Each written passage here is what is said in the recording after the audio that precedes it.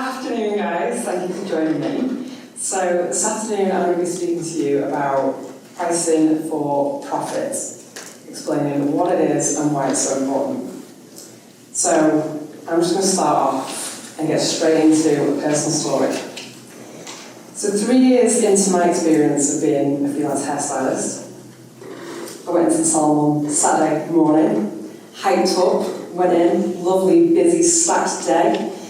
And around 2 p.m. that afternoon, a really excited client walked in, a new client, and she was super excited to get her hair done because it was her birthday. So she was coming in, having a new blonde insert done, having extensions done, she was going out that night, really excited. Unfortunately for that client, about 10 minutes before she walked into the salon, we'd sprung a massive leak, and the salon was basically underwater. I'd spent 10 minutes frantically looking for the place where I could turn that water off, and then happened to spring there. Once I turned the water off, disappointed this new client, I then had to think about getting the salon fixed and back up and running as quickly as possible, because we all know that when we're not working, we're not making any money, right? And for every day that we're short, the bills are still coming, but there's no money coming in. And then on top of that, I had to start thinking about how was I actually going to pay to get this fixed?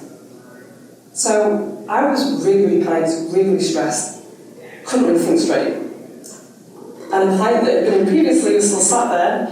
They were trying to help me calm down and find the stop clocks and the water off, and she said, "You'll have insurance, you can phone insurance." I said, "Oh yeah. So I got straight on the phone to the insurance company and told them what happened. And like any good insurance company worth their salt, they told me I wasn't actually covered for flood damage. I was only covered for redecoration after I came to fix it. So then in that moment I was thinking, how am I going to fix this? So I've got all these problems going on right now, financial problems. And I was just panicked, felt defeated. It was about 6 p.m. at this point, and the salon's still underwater. So obviously went to my mum, told her what happened that day, panicked, thinking I've got to find a bill to get this sorted, I need to get back up and running, how am I going to pay for it? Now at the time, my mum said to me, well, you're actually really lucky, because at the time we had the equivalent of about $5,500 just sat in the bank account with a business bank. It was just sat there, it was surplus cash, surplus money. And she was right and she was wrong when she said I was lucky. Yes, I was lucky to have the money to then be able to pay to get it fixed. But it wasn't luck that had that money sat in that bank account that day. It was pricing properly. It was pricing for profit. Now, profit, in very simple terms, is money that is left in a business after you've paid for everything. So that means after you've paid for the overheads, for your wages, for your product costs, it's money that's meant to be left in the business. And it's there to save you for things like that, when life inevitably throws you the biggest curveball ever. I mean, hands up here who decides to go freelance and would expect that you would encounter some sort of disaster like that on a Saturday afternoon, a fire, a flood, or just something random. We don't prepare for that. And unfortunately, apparently, insurance companies just don't cover you either. But it's profit that saves a business. And it's not just profit that will save a business when you need it. Profit is also what's going to help your business grow. And it's going to be what helps your business be sustainable long term. Because if you think about what else profit can do for us, it offers us options and it gives us freedom. It gives us the freedom to invest in our business. And as freelancers, sometimes we forget to think about ourselves as a business because we're just one person, right? Or maybe we're 2 people sharing a studio. We don't think of ourselves as businesses. We think of ourselves as we're just here working and making a living, which is great. But again, we're going to entail or encounter problems when something really random can happen, like, I don't know, maybe you decide to go to Europe while on a ski trip and you break a leg and you have to be off work, and then you're going to have the same panic, you've got to pay the bills at home and in the business. Where's the money going to come from? And we can't override insurance. As you decide you want to grow your business and you want to grow yourself and personally invest into your skills, again, that's not something that should really come from your wages or from your personal bank account. That should be something that comes from the business. Because as a business, if you're employing staff, it would be the business profits that would go into your staff to help them grow, help them upskill to become better. So that in a nutshell is what profit is. It's surplus cash. But how do you price for profit? The maths of that is actually really simple. It's long-winded and boring, which is why we created an app, so we can do it all for you. But ultimately, when you decide to price yourself for profit, it's really basic. You just have to figure out what it costs to run your business per hour, what the product cost is to deliver it, and how much you cost in your wages per hour. You total that up, and then you add a markup, which is your profit. I would always ideally advise you to factor in a minimum of 20% markup. The reason I would always say start at a minimum of 20% is because, not that I advocate discounting, but I do advocate for promotions. And again, this is something I'm going to circle back to. Promotions are a great way to actually grow your business and to keep a steady cycle of clients coming into your business as well. On a daily basis, we kind of forget that we do have clients that come and they go, they try other people, they move out of the area, maybe they can't afford the services anymore, maybe they're saving for a house or something. There could be any number of reasons why a client will just drop off the radar. And it'll have nothing to do with our prices. So if you've constantly got a schedule over 12 months where you're going to do 3 promotions, if you're priced for a minimum of 20% markup, you can afford to do promotions. And when I say afford to do promotions is, if we're just priced and we haven't worked it out, we don't have a markup in there, and we offer promotions, we offer discounted incentives, we're actually working at a loss. And this is what happens to most of us when we do go self-employed or freelance. I did it. The first time I actually went freelance, I left my salon where I worked and we rented a chair. I did what most of us do, and I thought, I'll just want to cut them, go a little bit cheaper, because everyone loves a bargain, right? Then I offered anyone with a fancy job title, like a hospital worker, or a student, or armed forces worker, I let them have 20% off, you know? And then on top of that, for the first 3 months, any new clients got 20% off the already really cheap prices. I didn't work these prices out, and you can probably guess what happened. I was really, really busy, super busy. And I thought, I've got this nailed. I'm really busy, the money's coming in. And then you can imagine what happened on day 4. It dropped off. It dropped off a cliff. And it was even worse actually, because when it dropped off a cliff, and I hadn't priced myself properly, I actually had no one to save me when it dropped off a cliff. Big problem. Really big problem. And that's why a lot of us, when we first start out freelance, we price ourselves with what is known as attraction pricing, which is bargain pricing. We know a lot of people are going to come and try us for that much money. We know people do generally love a bargain. And a bargain is something where people are getting a lot more value than what they're actually paying for. The problem is we get burnt out. We run at a loss, and it's not till we either fall out of love with the job, or we just get sick of working client to client, paycheck to paycheck, that we eventually look at what's going wrong in the business. So I've done both. Now, when I decided to go ahead and open my own salon, which was just me in a high street salon on my own, so being freelance, I thought, I've got an opportunity here. I've got an opportunity to make this different. So I still didn't work my prices out. I still didn't figure out what the maths was, where I needed to charge, but I thought, I've got an opportunity to just price really, really high. The thinking from this came from a brand you all probably know and love, Chanel. Now, to me, I like Chanel handbags, don't get me wrong. But is it worth $10,000? Probably not. Does it cost $10,000 to make that handbag? Nowhere near. A Birkin bag actually costs $800 to make, just for reference. Now, don't get me wrong, Chanel handbags, lovely quality leather, The chains are great, the finishings on them are fantastic. It's a quality handbag, but it doesn't cost anywhere near $10,000 to make. But people will definitely spend $10,000 on a Chanel handbag. And I know what you're thinking. You're thinking that's just rich people, and it's not. Chanel, as a brand, is an aspirational brand. You have wealthy people that will buy Chanel, you have middle class and you have working class people that will beg, steal and borrow to get a Chanel handbag. We've all got flexible friends, we've got credit cards, right? We've got a line of credit. And that's what people will use to buy these luxury items. Now the reason people buy these luxury items and spend the price of a car on a handbag is because when they buy that handbag, they're not buying a quality leather handbag. They're buying a feeling. See, consumers actually buy stuff with emotions. We don't buy with logic. If we bought with logic, Chanel would be out of business. No one would be buying anything by Chanel. But we don't. It's all emotion. That's what we buy with. People justify it with a little bit of logic.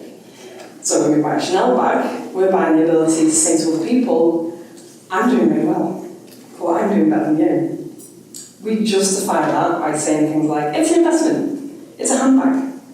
You know, it's a really good quality of the handbag. That's just justification for it. So knowing that, I thought, you know what? If people want to brag about how they've paid $10,000 for a handbag, then I think they'll brag about coming to see me. I think they'll say, I go to Ruth, she's really expensive, but she's really good. Now, 10 years ago, I'm not sure I was good enough to actually go and charge more than double what everyone else was charging. And I don't want you to sit here today and think, well, I'm not good enough to charge that yet. I am better now than I was 10 years ago. Way better. So it's not the point. People think that something really expensive is of far superior quality. And on top of that, we like to make sure, or we like to pretend that our decisions that we've made in our life are all the right ones. If anyone's ever had a crappy boyfriend, and I've had a few, you'll know you've stayed with them a few months too long, and that's because you don't want to reconcile in your head that you made a bad decision with a boyfriend. And it's the same when it comes to spending money, as it happens. So we will justify, if a friend says to us, oh, you've been ripped off, that's far too much money. We just won't accept it. We'll tell them all the reasons why actually our purchase is valid, and we'll give them the logical reasons as to why it's worth spending $300, $500, maybe $1,000 on grey hair. The other thing when it comes to selling to your clients and thinking about pricing high, the higher the price, the bigger the profit margin, typically. That's typically what happens. The great thing about having a lot of profit in your pricing is when you turn your diary over to next week and you see that actually you've got white space. When you're pricing low and you don't have much profit or any profit in the business and you see that white space, you panic. You think, oh my God, next week looks really quiet. I'm going to run at a loss. How am I going to pay the bills here and at home? And we panic. And it puts us into a fight or flight, fearful vibration. Going a little bit deeper yet. So when we see that, we start posting frantically on social media, last minute availability, I've got cancellation, and it will turn us. Clients that are looking there go, I'm not letting demand. Can't be that good. When you start pricing higher and you've got a bigger profit margin and you see that white space, your energy changes. All of a sudden you're like, that's fine.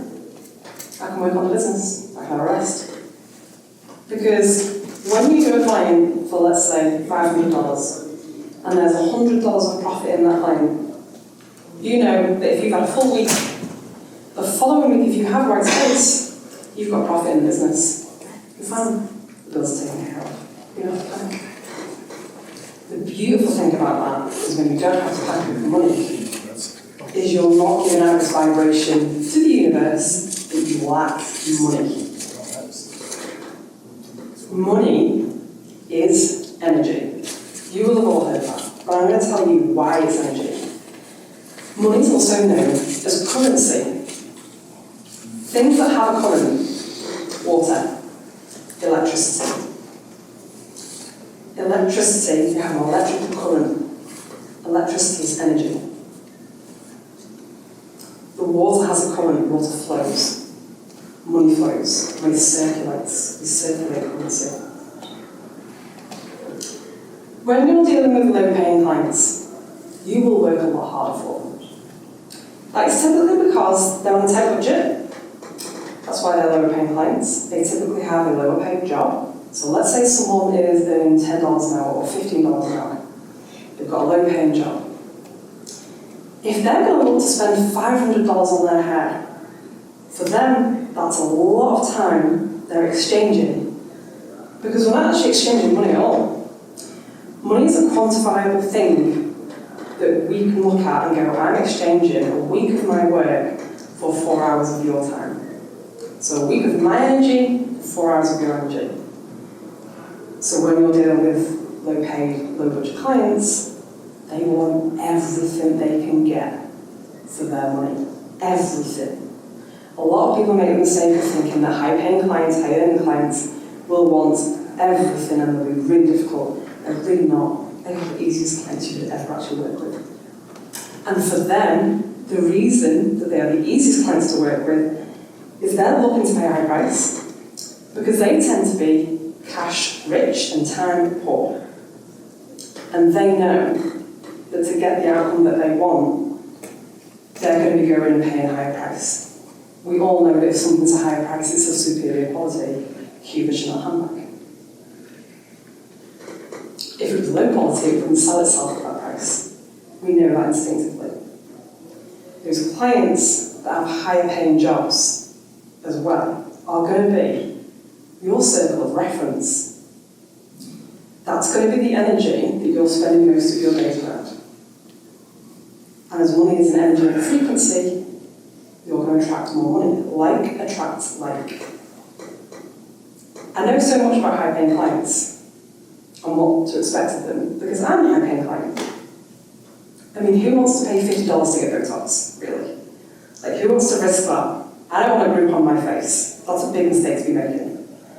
I would much rather pay and pay again to get a really good job. Because I don't want to walk out of anyone's room, going in and thinking I'm going to come out looking like, oh, I don't know, Rosie Huntington Whiteley, and actually come out looking like Quasimodo. You know, the money I would rather pay for that to not happen is high.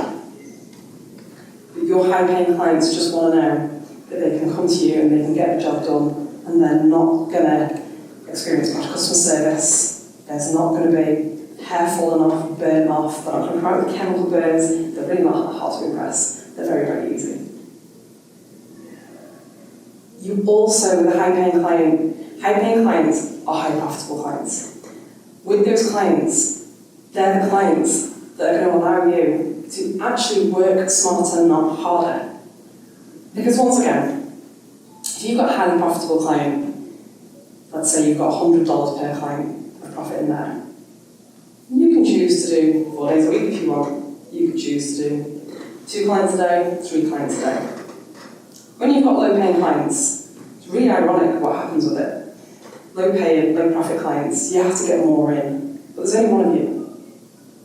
So there's only so much time you have per day to service those clients, and there's only so much energy you can give those clients, energy and attention. So when you're trying to service low-paying clients that are expecting everything for their $10 an hour, they're expecting everything from you. And it's really hard for you to give that to that client because you're trying to service lots of clients all at the same time. On top of that, the fact that they're low-profit clients means you also can't reinvest into your skills, into your business. You're going to struggle trying to keep the salon up to date, looking tidy, refreshing it. You're going to struggle paying for your education. You might be able to budget to go on 1 educational trip a year. You might not have been able to afford to come here today if you haven't got profit in your business. You've got less options when you've got less profit, or less money. And so have those low-paying clients. But they will still want more. But you just can't give it to them because you don't have the time, you don't have the energy. Now, your high-paying clients, or the profit that they're giving to you in your business, you can take 5 classes a year if you want. You can fly out to different parts of the country or different parts of the world. to learn to upskill. So even if you feel like today you're not in a place to actually be able to charge those prices, I'm here to tell you you are, because actually, as we've just been discussing 5 minutes ago, everything is actually about perception. People don't know what anything is really worth. They really don't. The only reason people will pay more for me and less for some of you is because I asked for it. That's it. I asked for it. Anyone who doesn't want to pay it, I say, unfortunately, it looks like I'm out of your budget. There's nothing I can do about that. Very nice about it. But I don't get desperate and start thinking, I need this client, I need this bit of money. Let it go. Because by filling up a space with someone who's not for you, you're blocking a space for someone who is for you. And this is why I personally think profit is so important to our businesses. Profit is your business savings. In obviously more ways than one, it will save your business.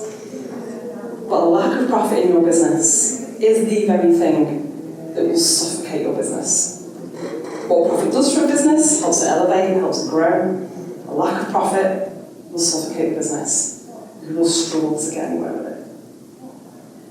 And I don't want people to struggle because it is actually really, really, really easy to do.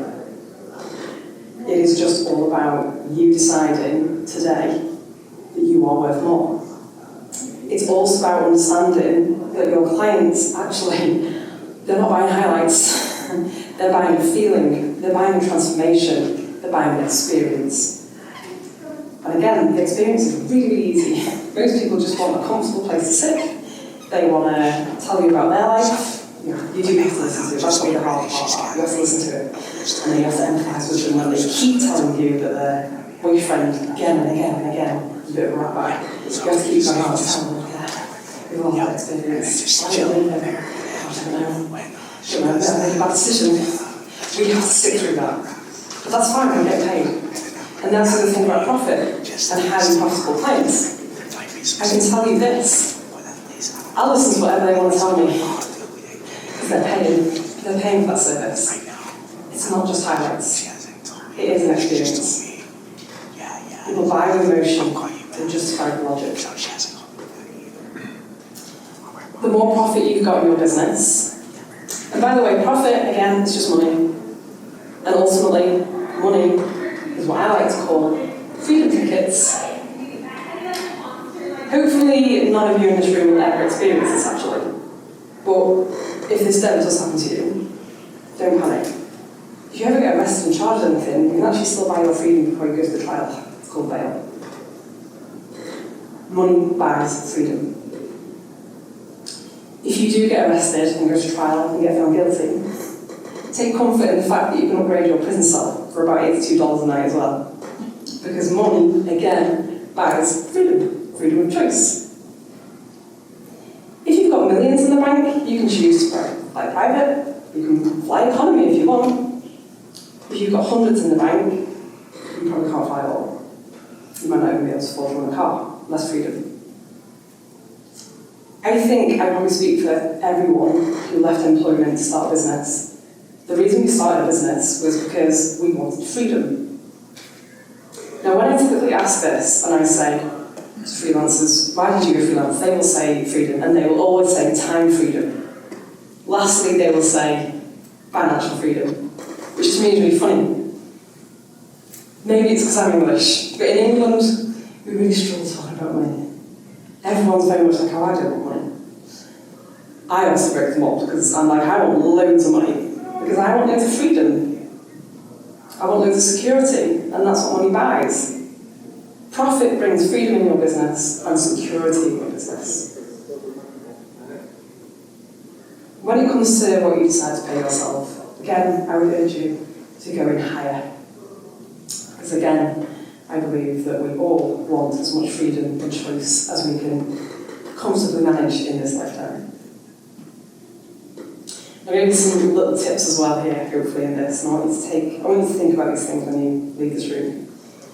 Because I hear these things a lot when I talk about doing price increases. And people say, oh, You know, it looks like I'm going to have to jump $100 overnight, or $200 overnight, or $50 overnight even. People get very, very nervous about that. And there's one really simple thing you can do when it does come to a price increase. If you find you have to price increase about $200 overnight, and you think, oh my God, I can't do that, I'm going to lose those clients. A $200 increase, you probably are going to lose some clients. You need a strategy to go from here to here. It's actually really, really simple. So the first one is the mindset. You've just got to know you are probably going to lose some clients. But also just accept that we lose them on a daily basis anyway. We lose and gain new clients all the time. When it comes to your price increase, a month before, what I want you to do is set out your prices, understand how much profit is in there. And I want you to start a promotional campaign that's going to run for 12 weeks. And that's going to be all new clients will get 10-20% off. It's that simple. So that then a month later, when you do a price increase and you're going to shed some clients, it's fine. Because you've got a promotion running that's actually gathering you new clients in, which is going to alleviate a bit of the fear. But the best way to alleviate a lot of the fear you're going to have around price increasing is to do what I did today. I was petrified to get up on this stage. And last night I was thinking about all the things that could go wrong. I might trip up, it might not work, no one will turn up, people might think I'm crazy, people that might understand me, I might forget what to say, I might say too much. I thought about everything. Everything when I went to bed, saying my piece as well. But then ultimately I came back around to, imagine all of that did happen, what would happen to me? I'd be fine. It's love and health. I'd still go to the pool tomorrow, I'd put my time before I go back to England and show it off to everyone. That's what would happen. Often the worst case scenarios we build up in our heads never happen. We think about the worst case scenario and it doesn't happen. It's not a bad thing. It's part of trying to eliminate risks in our life, and it's a very natural human thing to do. But I always kind of compare it to having, you remember the cartoon where you've got the little devil here and you've got the angel here and they're arguing, the angel's trying to tell the devil to, shove off, get out of the way.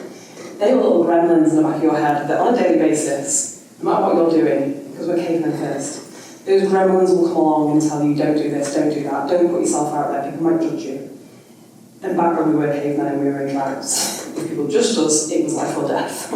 If people decided they didn't like us, we weren't part of the clan, we weren't getting fed, we weren't getting food, we weren't getting laid, we weren't having babies. So that was very, very scary. It was life and death.